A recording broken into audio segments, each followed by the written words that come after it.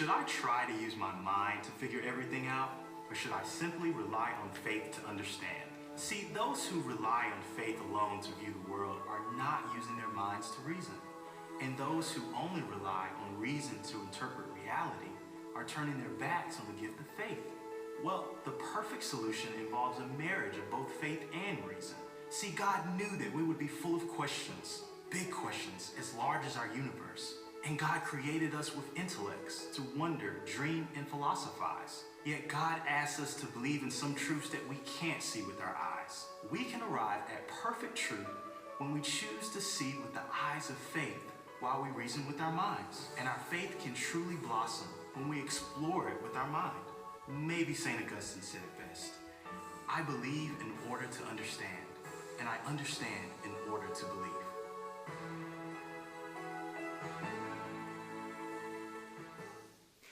So the other day I was at the gym working out. I was over by the triceps machine, and I overheard these two muscle heads talking. Now I know that eavesdropping is wrong, right? You all know that. Eavesdropping is wrong. But in this instance, I couldn't resist because I heard them talking about God. I heard the G word. So my ears naturally pricked up, wondering what they were talking about. And one of the muscle heads said to the other, "Where'd you go to school?" And the other one said, "Well, I went to a Christian school. But I had a hard time there because they didn't teach us anything about science and math. They only taught us about God."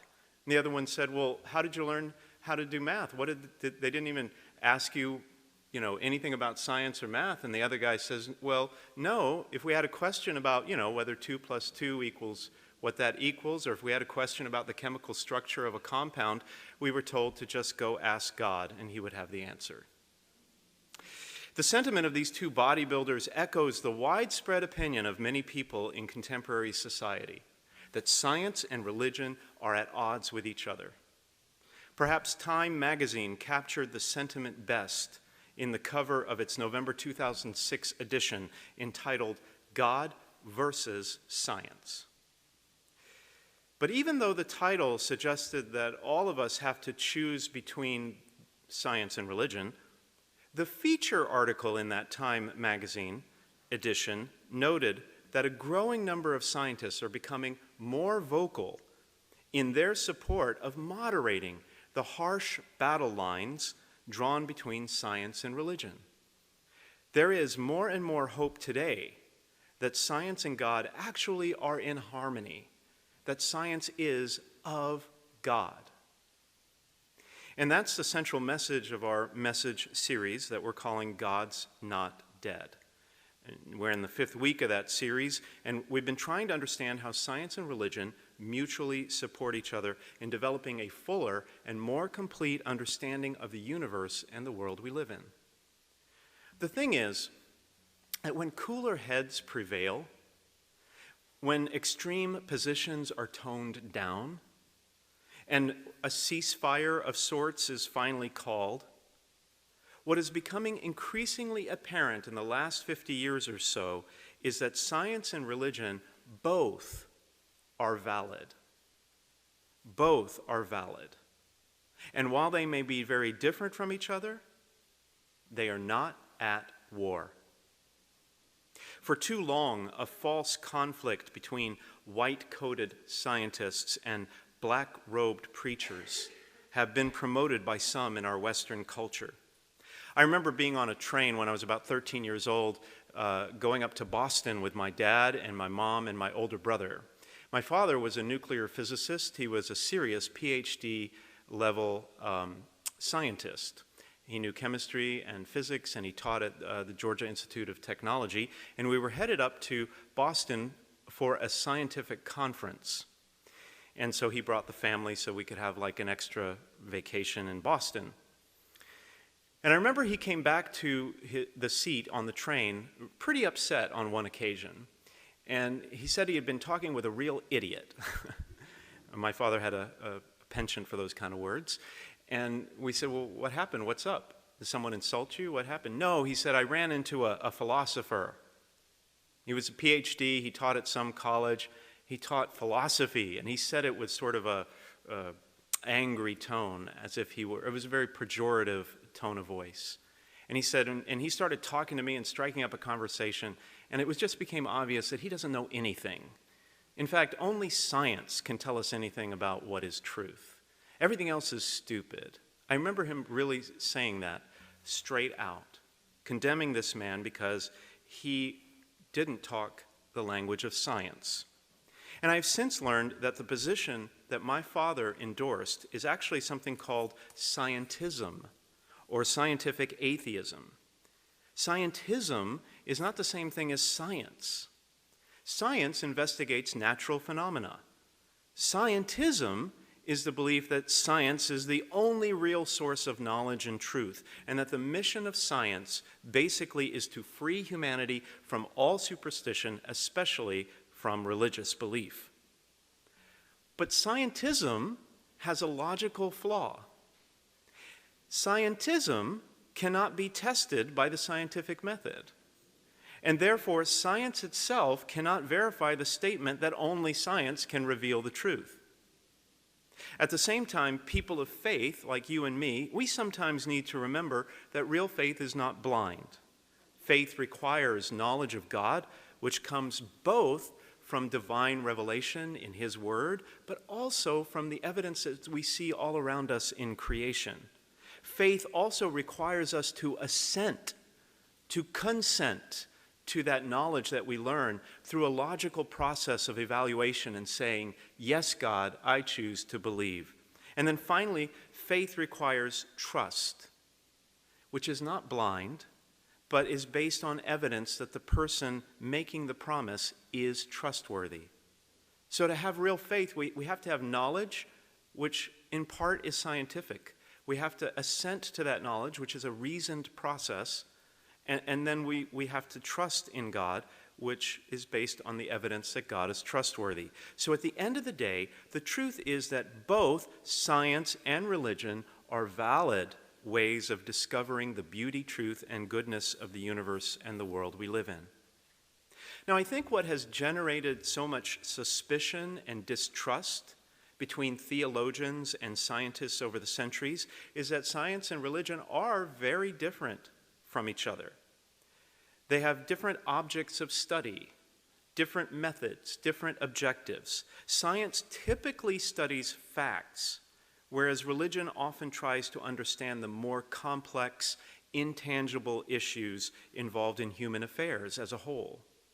The scientific method is limited to observable, measurable, and repeatable phenomena or events, whereas religion relies on more nuanced and sometimes mysterious and inexplicable ways of knowing, like prayer and discernment and movements of the heart.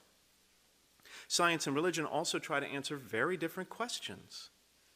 Science usually asks how things happen, whereas religion asks why we're here and how we should live and what the meaning of all that is. So, at the end of the day, again, science and religion are valid and they are very different from each other, but they are not at war. While there have been marked periods of tension between science and religion in history with some rather unfortunate results, ultimately, science and the Christian faith have a harmony that can truly be called a friendship. Religion makes factual claims, like the existence of God or the creation of the universe, that science sometimes can address and verify. And science discovers facts that religion can put into a context of ultimate meaning and purpose for the human race and the world. Nor are science and religion frenemies. They're not enemies who pretend to be friends. They do not live in two separate spheres of reality. Now, Galileo did once say science tells you how the universe goes, how the heavens go, and the Bible tells you how to go to heaven. Two separate things. That's partially true. But even if science and religion have different objects of interest and focus, together they enhance our understanding of the world, and both are necessary. The world-renowned physicist John Polkinghorne, who later gave up a prestigious career as a scientist to become an Anglican priest, calls this way of looking at science and religion as binocular vision. Like looking through both lenses of a pair of binoculars, he says, seeing the world with the two eyes of science and religion enables him to understand more than he could with either eye on its own. In fact, when you really study it, it was the Christian religion that gave birth to modern science. Of all the world's civilizations, only the all-encompassing Christian culture of Western Europe first provided a suitable cradle for the natural sciences to flourish. The belief in a logical, orderly creator led to the belief that the universe has an order which can be marveled at and a goodness that makes it valuable and worthy of a quest for more knowledge. As C.S. Lewis once wrote, men became scientific because they expected law in nature. And they expected law in nature because they believed in a lawgiver who was rational and orderly and in some ways predictable. So while there have been several notable skirmishes between science and religion, not only has the Christian faith been a friend of science, it actually helped to bring modern science to birth. And on the flip side, science actually supports many of the claims of the Christian religion, as we've seen over the last 4 weeks of this series, God's Not Dead. In the first week, for instance, we looked at the Big Bang Theory, developed by a Catholic priest in the early 20th century, which is now the virtually undisputed explanation of how the universe came to exist out of nothing at a definite point in time, which means that it had to be caused by something that pre-existed time and space, or something that we know as God, an intelligent mind that is immaterial and not physical. We also said that the incredible convergence of the precise numerical values of all the laws and parameters of physics to make life possible in the universe is so unlikely that it would be illogical to believe that it came as a result of random chance.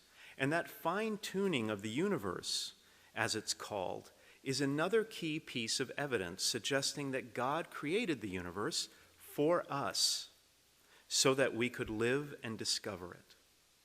We also looked at how the human capacity for self-reflection and art and language and creativity in ways that no other creature possesses refutes the reductionistic claims of atheists that we are merely an accidental collection of individual atoms.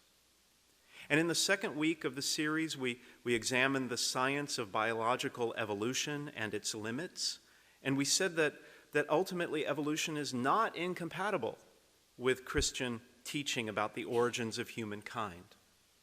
In the third week, we explored the 5 classical proofs for the existence of God from the philosophy of science. And the following week, we assessed how Christian dogma, like the existence of hell, does not necessarily conflict with the findings of science. And so if you missed any of those episodes in the series, you can watch them on our website. And next week, the final week of the series, we're going to look at how our own DNA points to the existence and intricacy of God. Taken together, what we know today gives us rational confidence from science that God exists. Science and faith, therefore, are not at war. And when scientific evidence and biblical teaching are correctly interpreted, they can and do support each other. Stephen Meyer is one of the most knowledgeable and compelling voices today in the debate between atheists and people of faith. He has a doctorate of philosophy of science from Cambridge University in England. He's a former geophysicist and a college professor.